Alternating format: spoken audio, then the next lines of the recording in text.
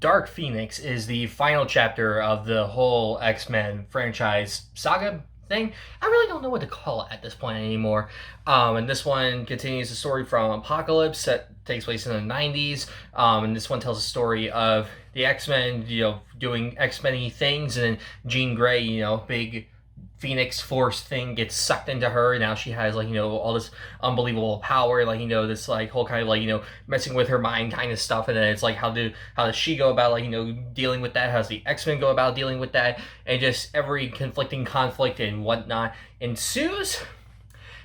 And this is a mixed bag. If you haven't heard by now, this film is getting trashed by critics, and I don't get why. I can see that, I can definitely see the negatives of, what they're saying, but worse than Origins? Let me just state that this film is nowhere near as bad as Origins, by any means necessary, and it does do the Phoenix story way better than The Last Stand did. But there are definitely negatives with this film, but the worst X-Men film and one of the worst superhero films ever? No. Let me just start with, some of the positives of the film. Acting from everyone is great. Sophie Turner gave much better performance than she did in Apocalypse. I don't really know what was up with her performance in that, but it was what we got. But here she's able to have, a lot more and do a lot more. And I wish that the film, kept her as the main character the whole time. Because, there's definitely moments, if it was, solely focused on her, it'd be a lot better. And, seeing, her mind and everything like that, it would far better than what we got. But Professor X, played by James McAvoy, he's great again. Michael Fassbender is Magneto, always great. Jennifer Lawrence is Mystique, she's really good in this. Nicholas Hoult as Beast, he's given a lot to do in this, and I really like that. And just pretty much everyone else did a really good job. Ty Sheridan, once again, is the same. And what I mean by that is that I haven't seen any kind of changes in his performances from X-Men Apocalypse to Ready Player One to now.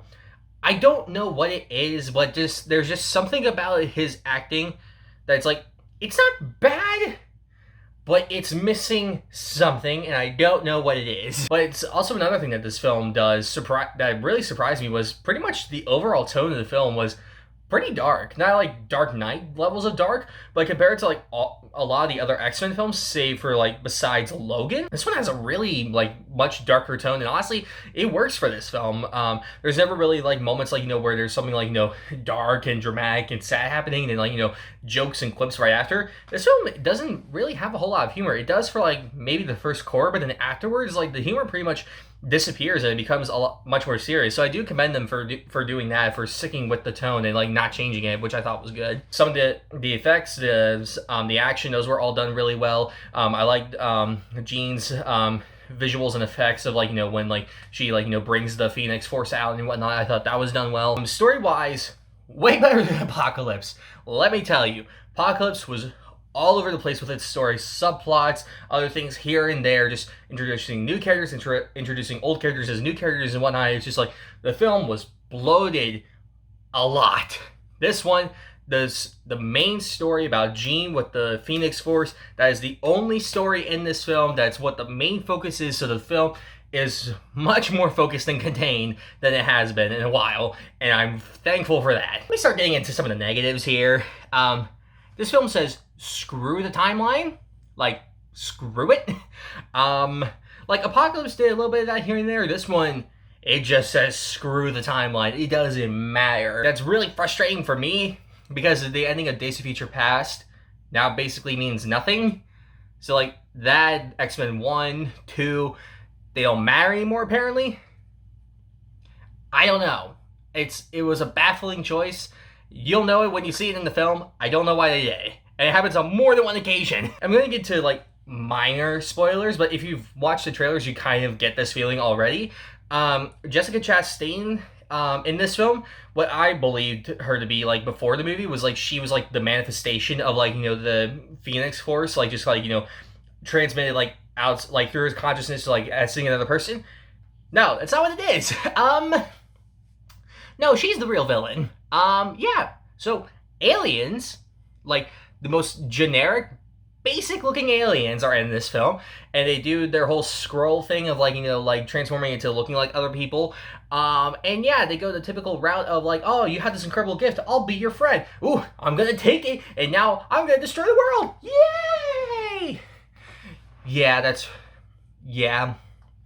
And when I saw that, man, I got disappointed because I knew where it was gonna go, beat for beat when like they introduced those. I'm like, well, you had an interesting story, gone.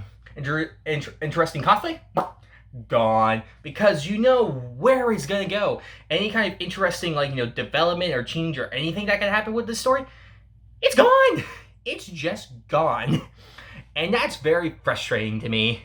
Yeah. So, yeah. I feel like Jessica Chastain would have been much better as a manifestation of Jean's evil Dark Phoenix side, and the film would have been much better and much more interesting if it was just Jean, no aliens, no all that bull crap, just actual Jean, and seeing the conflict of the X-Men, her friends, what, the ones that want to save her, the ones that want to stop her and whatnot, that conflict, and then the conflict inside her head.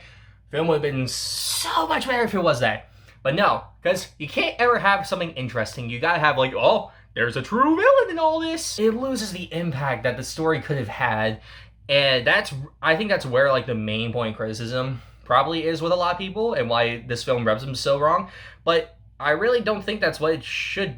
It shouldn't rub them that much the wrong way to say the entire film is terrible. Because as I mentioned before, the film isn't bad. The performances, the action, the effects, the story of how focused it is way better than Apocalypse, by a lot. But again, just that whole thing, it happens about half-ish, a quarter to halfway through the film of when we really get introduced to Jessica Chastain's character. It's just well, now I know where this is gonna go. Great, wonderful. And then the way it ends. Oh boy, that's where the real screw the timeline continuity really comes into play. And I was not affected emotionally by it at all. And I was just well, that happened. Okay. Yeah. So in the end, Dark Phoenix is not the train wreck that critics say it is. It's not. It has a lot of good stuff in it. Could it have been better? Yes. Yes, it could have. The biggest problems, as I've mentioned before, is really Jessica Chastain's character and the villain, and just taking the interesting plot and just making it generic, not really exploring or doing anything new or different. Is really where the biggest problems of the movie comes into play. But pretty much everything else was perfectly fine. I do say I wish the film was a little bit longer, just so we could have explore more Jean, her past, who she is and whatnot, a little bit more. But other than that, I enjoyed it. I have a lot of problems with it. I enjoyed it more than Apocalypse, by far. But yeah, if you go see it, you'll probably find stuff to enjoy, but you'll probably also find stuff to be have gripes with. If you don't want to see it, you don't have to see it. But yeah, it's kind of a mixed bag, but I'm still glad I saw it. I'm going to give Dark Phoenix a 6 out of 10. Like I said, perfectly fine, nothing amazing, nothing awful. Not as bad as what the critics are saying. But yeah, I feel as an ending to the whole X-Men saga, could have been better, could have been stronger. I still say the whole franchise should have, the core franchise should have ended with Days of Future Past. But, didn't get that. And now, look at where we are. Alright, so that was my review of Dark Phoenix. Make sure you subscribe to my channel to look out for more reviews in the future. Alright, see you guys next time. Alright, peace.